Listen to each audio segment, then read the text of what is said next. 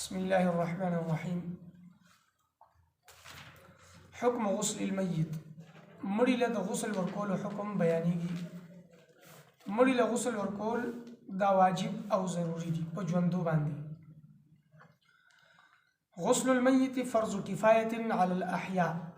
مړي له غسل ورکول دا په ژوندو باندې فرض کفایي دي.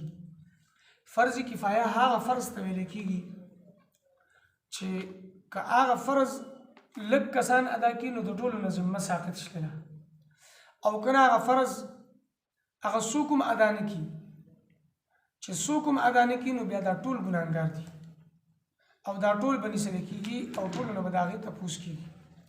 اذا قام بعض الناس بغسل الميت، کله چې څه لږونه کسان بعضې خلک هغه ودرېږي بغسل الميت په لمبولو د مړي سره، سقط الفرض عن الباقین، باقي خلقو نوم فرض ساقط شو.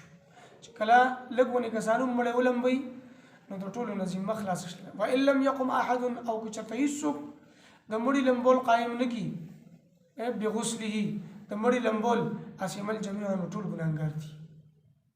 د مړي لمبولو کې که لږونه کسان شامل شول مړی ولمبو نو ټولو نه ذمه ساقط شله، او که هېڅوک دا مړی ونه لمبوي نو دا ټول ګناهګار شله. فإنما يفترض غسل الميت إذا وجدت الشروط الآتية. د مړي لمبولو لپاره شرایط دي چې کوم مړی به لمبول کېږي او کوم به نه لمبول کېږي. اول شرط ان يكون مسلما، چې دا به مسلمان وي، مړی به مسلمان وي. فلا يجب غسل الكافر، د کافر لمبول چې دي دا واجب او ضروري نه دي په ژوندو باندې.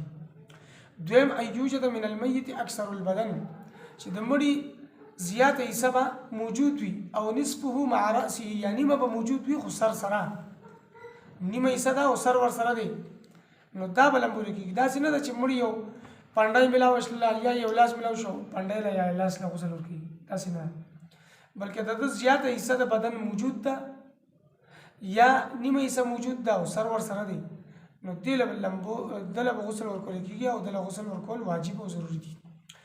دریم الله یکون شهیدا، دا مړی به شهید نه وي. که دی شهید وي نو بیا مړی ورکول واجب نه دي. که دی شهید نه وي، خپل مرګ باندې مړ دی، نو دله به غسل ورکول کېږي او دله غسل ورکول واجب دي. که دی شهید وي، قتل فی اعلاء کلمة الله، چې دی د الله رب العزت د دین د کلمې اوچتولو دپاره، اعلاء کلمة الله دپاره دی شهید کړلی شو، ووژلی شو، نو دله به بیا غسل نه ورکول کېږي. فإن الشهید، پس یقینا شهید چې دی لا یغسل، دله به غسل نه ورکول کېږي. دا حقیقي شهید دی. بعضې حکمن شهیدان دي، لکه بعضې بیماریانې داسې دي چې هغه سره مړ شو نو د شهید حکم یې دی، خو هغه حکمن شهید دی، حقیقتا نه دی شهید، هغه له به غسل ورکول کېږي. دا چې کوم حقیقي شهید دی چې د الله د دین دپاره دی ووژلی شو، د الله د دین د سربلندۍ دپاره دی جنګېده او دی شهید شو، نو دله به غسل نه ورکول کېږي. بل یدفن بدمه و ثیابه، دی به خپل د وینې سره او کپړو سره خښولی کېږي، چې وینه لګېدل د هغه به ترې نه لرې کوي. کومې د ده کپړې دي کومو کې د ته شهادت نصیب شوی دی هغه به ورسره وي او دی به خښېږي. څلورم الله یکون سقطا نزل میتا غیر تام الخلق، څلورم هغه بچی چې هغه د تام شوی نه دی، نیمګړی دی، اعضا یې نه دي پوره شوي او دی پیدا شو، نو دله غسل ورکول دا واجب او ضروري نه دي. یو بچی تام شوی دی، تام الخلق دی، اعضا یې پوره دي، لاسونه، خپې، دغسې مخ دی، سر دی، اعضا یې پوره شوي دي، تام دي، نو دله غسل ورکول بیا ضروري دي.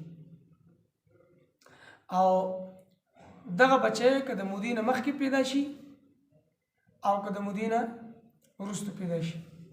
فاذا نزل المولود حیا، یو بچی پیدا شو او دی ژوندی دی، بان سمع له صوت، د ده اواز واورېدی شو، لکه وایي چړل اواز یې واورېدی شو، او رؤیت له حرکت، یا یې څه حرکت ولیدی شو چې خپه یې وخوځوله، لاس یې وخوځو، وجب غسله، نو د ده لمبول واجب دي په ژوندو باندې، ضروري دي.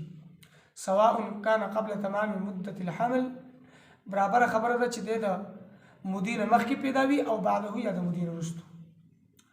یو بچی هغه دی چې هغه مړ پیدا شو او د اعضاء پوره دي نو دله هم غسل به ورکولی کېږي یو بچی دی پیدا شو مړ خو اعضاء یې نه دي پوره تعامل خلق نه دی لکه لاسونه خپې اعضاء دا یې پوره شوي نه دي نو دله غسل ورکول واجب نه دي بلکې دله وي په ده به اوبه واړولی شي او دی به دته به یو کپړه ورکړلی شي په یو کپړې کې به بند کړی شي او خښ به کړلی شي دا د هغه چا په حق کې چې هغه تعامل خلق نه لکه اعضاء یې نه دي پوره شوي او چې د چا اعضاء پوره شوي دي نو هغه له به غسل ورکولی کېږي